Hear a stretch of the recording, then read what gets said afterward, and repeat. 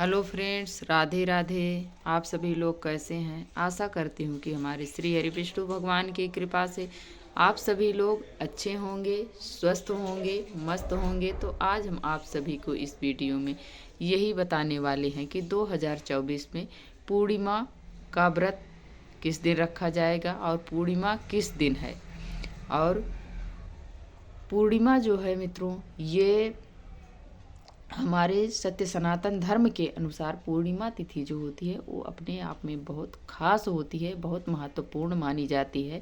अमावस्या और पूर्णिमा तिथि, अमावस्या जो है वो हमारे पूर्वजों को, पितरों को प्रसन्न करती है, और जो पूर्णिमा होती है वो हमारे देवताओं को प्रसन्न करती है, देवताओं के लिए होती है। तो हमें पूर्णिमा का जो व्रत रखा जाएगा वो 14 तारीख को रखा जाए। जब भी पूर्णिमा 2 दिन की पड़ती है तो पहले दिन पूर्णिमा जो होती है वो व्रत के लिए होती है, और जो दूसरे दिन होती है वो स्नान दान के लिए होती है। तो पहले दिन जो भी व्रत रखेंगे तो अब की बार तो 14 तारीख को है। ये मार्गशीर्ष महीने में जो कि साल के आखिरी अंतिम पूर्णिमा है, और ये मार्गशीर्ष का महीना जो होता है ये अपने आप में बहुत खास माना जाता है और श्री हरि विष्णु भगवान को ये समर्पित होता है, ये उन्हीं को बहुत प्रिय है। तो इसमें हमें अब की 14 तारीख को शनिवार को पड़ रही है पूर्णिमा तिथि। तो शनिवार के दिन पीपल और तुलसी की पूजा की जाती है, और रविवार को 15 तारीख को स्नान दान की पूर्णिमा है, और रविवार को पीपल और तुलसी की पूजा नहीं की जाती है। तो हमको जैसे 14 तारीख को हम व्रत रखेंगे तो उस दिन हमें पूजा कर लेंगे तुलसी माता में और पीपल में भी, और वहीं पर हम दीपक भी जलाएंगे, परिक्रमा भी लगा लेंगे।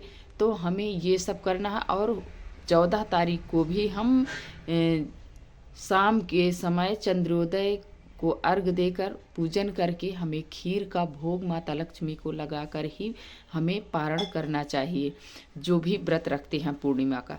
और जो नहीं रखते हैं वो भी पूर्णिमा के दिन सभी को खीर जरूर अपने घर में बनाना चाहिए, इसलिए कि उस दिन अन्नपूर्णा माता का भी दिन होता है, अन्नपूर्णा जयंती भी मनाई जाती है। तो हमें ज़रूर बनाना चाहिए, खीर का भोग हमें ज़रूर लगाना चाहिए, जो कि हमारे लक्ष्मी जी को तो प्रिय है, लेकिन श्री हरि विष्णु भगवान का दिन है, पूर्णिमा तिथि है। तो इस दिन हमें ज़रूर अच्छे अच्छे व्यंजन घर में बनाना चाहिए।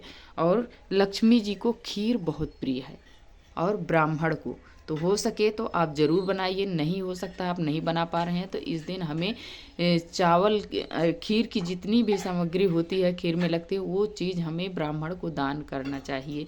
सफ़ेद चीज़ का दान हमें ज़रूर करना चाहिए। पूर्णिमा तिथि पर सफ़ेद चीज़ का बहुत महत्व है।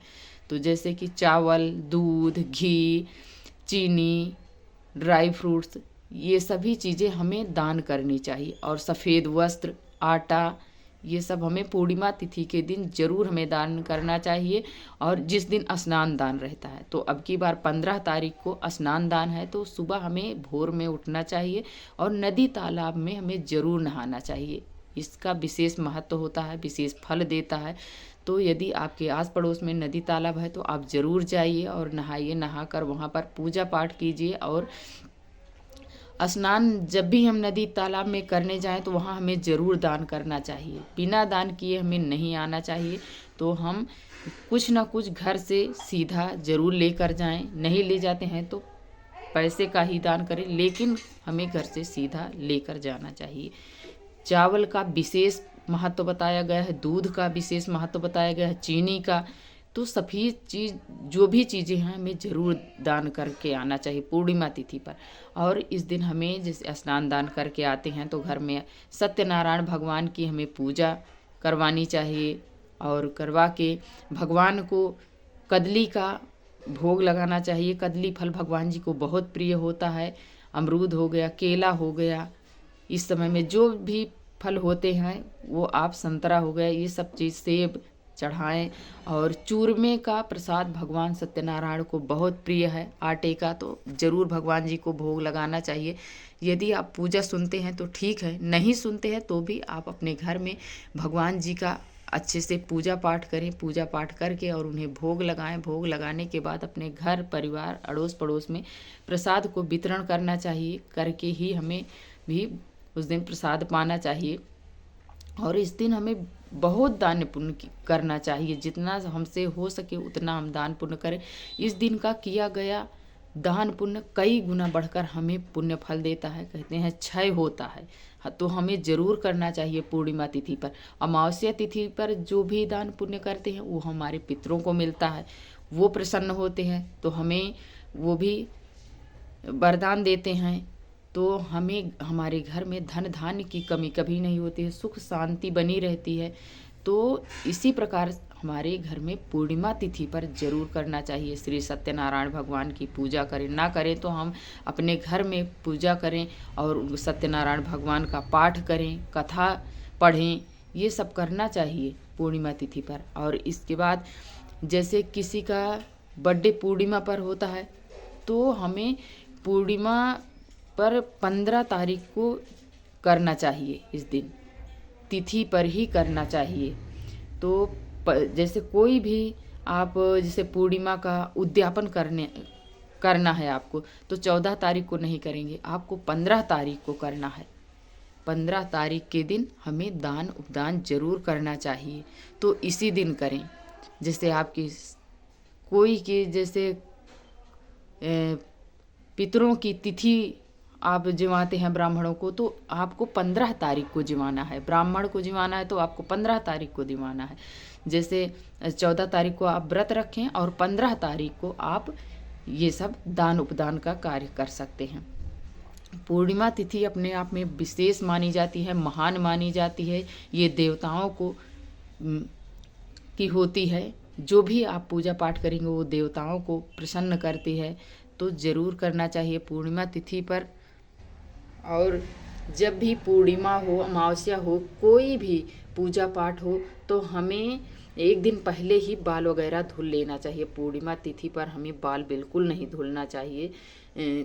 कोई भी व्रत रखें तो हमें उससे एक दिन पहले ही हमें बाल धुल लेने चाहिए। जैसे आपको अब की बार 14 तारीख को पूर्णिमा पड़ी है व्रत की, तो हमें शुक्रवार को धुल लेना चाहिए।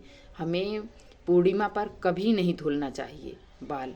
तो इसका हमें विशेष ध्यान रखना चाहिए। इससे जैसे कुछ लोग कहते हैं अरे कुछ नहीं, हम नहीं मानते, तो इसका जो फल होता है हमें पूर्ण फल नहीं प्राप्त होता है।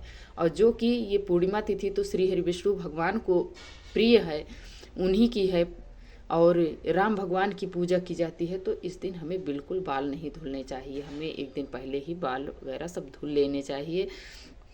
और पूर्णिमा तिथि पर हमें अपने गोपाल जी को पंचामृत से जरूर स्नान करवाना चाहिए। आप रोजाना ना करें, लेकिन हमें पूर्णिमा हो गई, अमावस्या हो गई, कोई तीज त्यौहार है, तो उस दिन हमें भगवान जी को पंचामृत से जरूर स्नान करवाना चाहिए। तो देख सकते हैं हमारे गोपाल जी बिल्कुल छोटे हैं, नन्हे से, लेकिन कितने प्यारे से हैं, कितने क्यूट हैं, कितने सुंदर हैं। तो हमें ज़रूर स्नान करवाना चाहिए उन्हें, और सुंदर सा उन्हें पीले रंग का वस्त्र धारण करना चाहिए। इस दिन की गई सेवा ठाकुर जी की हमें कई गुना बढ़कर पुण्य फल देती है। और इस दिन जो साधक लोग होते हैं वो अपने गुरुजनों से नाम दान लेते हैं, मंत्र लेते हैं। इस दिन कोई भी आप अच्छा कार्य करते हैं तो उसका कई गुना बढ़कर हमें पुण्य फल प्राप्त होता है। आप पूजा करें, पाठ करें, भागवत गीता पढ़ें, रामायण पढ़ें, माला जप करें। ये सब करने से हमें अपने आप को शांति भी मिलती है और घर में पॉजिटिविटी भी आती है। और इस दिन हमें ज़्यादा से ज़्यादा भगवान जी को समय देना चाहिए। और जो भी पूर्णिमा का व्रत जैसे उठाना चाह रहे हैं तो वो इस पूर्णिमा से उठा सकते हैं, इसलिए कि ये अगहन में शुक्ल पक्ष में पड़ रही है, मार्गशीर्ष के शुक्ल पक्ष में ये पड़ रही है पूर्णिमा, तो हमें उठा लेना चाहिए। अब इसके बाद जैसे ये अब खर मास लग गया है, तो लग जाएगा 16 तारीख से, तो हमें अब इसमें कोई भी व्रत नहीं नया उठाएंगे। तो आपको जैसे पूर्णिमा का व्रत उठाना है तो आप उठा सकते हैं 14 तारीख से, ये व्रत उठा लें। अगर जो कंटिन्यू करते आ रहे कोई भी व्रत, वो पूरे व्रत करेंगे खरमास में। जो नया व्रत उठाना चाहते हैं वो नहीं करेंगे, वो खरमास के बाद कोई भी व्रत होगा शुक्ल पक्ष में वो उठा सकते हैं। तो आज की वीडियो मित्रों यहीं तक है। यदि आप सभी को थोड़ी भी अच्छी लगे तो हमें लाइक सब्सक्राइब करना ना भूलें और प्यारा सा कमेंट लिखकर हमें ज़रूर बताएं कि ये वीडियो आप सभी को कैसी लगी। और वीडियो देखने के लिए मित्रों आप सभी को बहुत बहुत धन्यवाद। जय